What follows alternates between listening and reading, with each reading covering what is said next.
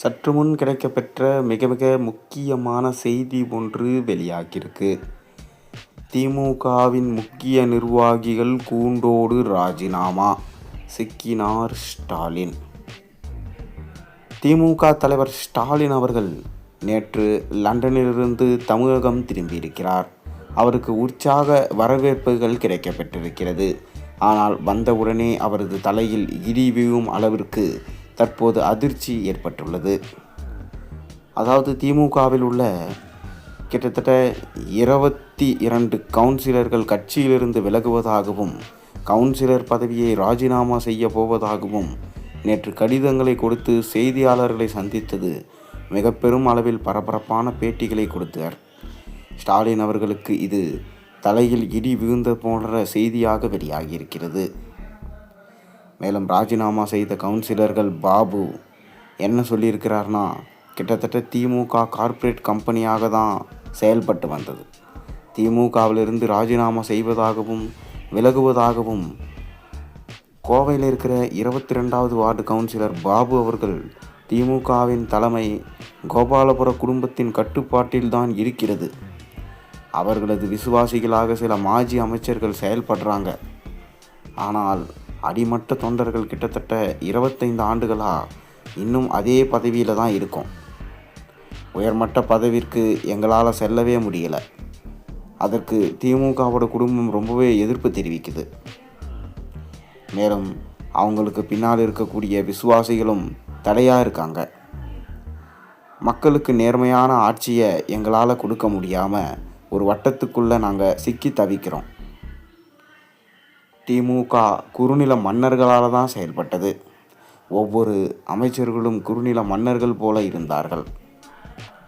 மக்களை ஏமாற்றுவதற்காக தான் திமுக சமூக நீதி என்றெல்லாம் பேசுகிறது. மேலும் கட்சிக்குள்ள யாராலும் தனித்து செயல்பட முடியாது.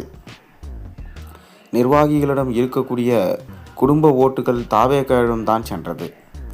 கோவையில் திமுகவிற்கு டெபாசிட் இயக்கக்கூடிய சூழல் வரக்கூடிய அரசியல் காலகட்டத்தில் அமையும் என்பதை கவுன்சிலர் பாபு அவர்கள் பேசியிருப்பது திமுகவின் தலைவர் ஸ்டாலின் அவர்களுக்கு மிக பெரும் அதிர்ச்சியை ஏற்படுத்தியிருக்கு. தொடர்ந்து சென்னையில் மேயர் பிரியா அவர்கள் செய்யும் செயல் அனைத்தும் திமுகவின் ஒட்டுமொத்த அரசியலையும் அஸ்திமானத்திற்கு ஏற்படுத்திவிடும் என்பது போலதான் உள்ளது. மேலும் கவுன்சிலர்கள் வருடம் தங்களுடைய சொத்து விவரங்களை சமர்ப்பிக்க வேண்டும். ஆனால் மேயர் பிரியா இதுவரை தன்னுடைய சொத்து விவரங்களையும் சமர்ப்பிக்கவில்லை.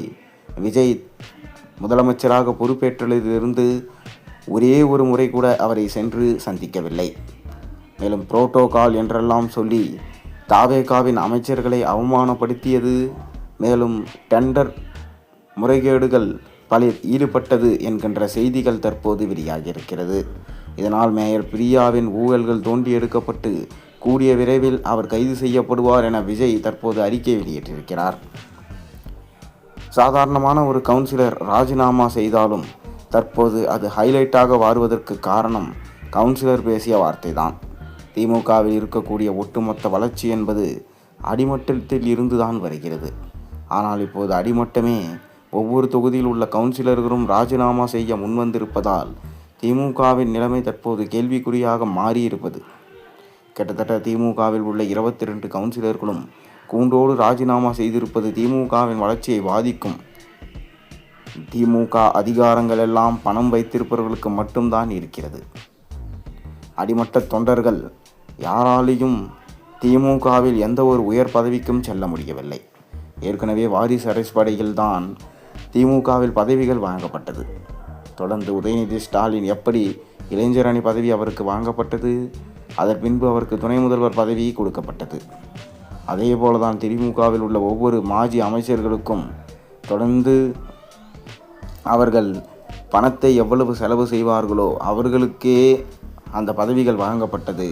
மேலும் அடிமட்ட தொண்டனாக இருக்கக்கூடிய ஒவ்வொரு தொண்டனுக்கும் எந்த பதவிகளும் சரி, பதவி உயர்வும் சரி வழங்கப்படவில்லை.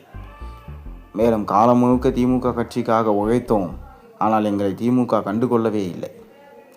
மேலும் எங்களை சுதந்திரமாக செயல்பட விட்டதும் கிடையாது என மனக்குமுறல்களையும் செய்தியாளர்களின் சந்திப்பின் பின் சொல்லியிருக்கிறாங்க. பாபு அவர்கள் கேட்டறிந்த போது மிக பெரும் அளவிலான உண்மையை சொல்லியிருக்கிறார். திமுக ஆட்சியில் இருந்தபோது 40 to 50 கோடி ஊழல் செய்யவில்லை, சுமார் 400லிருந்து 500 கோடி அளவுக்குள்ள பல டெண்டர் ஊழல் முறைகேடு செஞ்சிருக்கிறாங்க. அதற்கான ஆவணங்களையும் அவரிடம் இருப்பதாகவும் கூறியிருக்கிறார். மேலும் எம்எல்ஏக்கள், மாஜி அமைச்சர்கள் இதன் மூலம் பயனடைஞ்சிருக்கிறாங்க. அதை வெட்ட வெளிச்சத்தில் இப்போது அவர் சொல்லிட்டாரு. இதனால் எப்போது வேண்டுமானாலும் என்ன வேண்டுமானாலும் நடக்கலாம். தொடர்ந்து தாவேகாவின் ஆட்சி மக்களுக்கு நல்லாட்சி என்று மக்களால் கூறப்படுகிறது. இந்த ஆதாரங்கள் எப்போது எங்கு வேண்டுமானாலும் அவர் சமர்ப்பிக்க தயாராக இருப்பதாகவும் அவர் தெரிவிச்சிருக்கிறார். திமுகவின் கவுன்சிலர் பாபு அவர்கள் திமுகவின் நெருக்கடி வருவதோடு திமுக கொஞ்சம் கொஞ்சமாக தமிழ்நாட்டிலிருந்து அகற்றப்படக்கூடிய ஒரு சூழலும் உருவாக்கி கொண்டிருக்கிறது. மக்கள் மத்தியில் திமுகவிற்கு இருந்த நல்ல பெயர் தாவேகா ஆட்சி அமைத்த பிறகு முழுவதுமாக அகற்றப்பட்டு விட்டது. திமுகவில் மக்களுக்காக எந்த நலத்திட்டங்களையும் கொண்டு வரவில்லை. மக்களது வரி பணங்களும் முழுமையாக மக்களுக்கு சென்று அடையவில்லை. அனைத்தும் கோபாலபுர இல்லம் திமுகவின் மாஜி அமைச்சர்களின் வீடுகளில் தான் சேகரிக்கப்பட்டது. அதனால்தான் ஒவ்வொரு அமைச்சராக ஏன் செந்தில் பாலாஜி, KN நேரு, அனிதா ராதாகிருஷ்ணன் போன்ற மிக முக்கியமான மாஜி அமைச்சர்கள் ஊழலில் சிக்கி தவிக்கிறார்கள். விஜய் கூறியது போல ஊழல் செய்தவர்கள் தப்பிக்கவும் முடியாது, அவர்கள் சுதந்திரமாக செயல்படவும் முடியாது. எதிர்க்கட்சி தலைவர் உதயநிதி அவர்கள் விஜய் அவர்கள் பார்ட்டி ஃபண்ட் என்ற கேள்வியை கேட்டவுடனே அவர் சட்டசபையிலிருந்து தெரித்து ஓடுகிறார் என்றால் ஊழல் என்பது திமுகவில் எந்த அளவிற்கு இருக்கிறது என்பதை உணரக்கூடிய வகையில் அமைந்துள்ளது. தற்போது திமுகவை பார்க்கக்கூடியதை பார்த்து கேட்கக்கூடிய அளவுக்கு தான் அமைஞ்சிருக்கிறது. கோயம்புத்தூர் மாநகராட்சியில் சுமார் 20 முதல் 22 திமுக கவுன்சிலர்கள் கட்சியிலிருந்து விலக முன்வந்திருக்கிறாங்க. ராஜினாமா கடிதத்தை தற்போது தலைமைக்கு அனுப்பியிருக்கிறாங்க.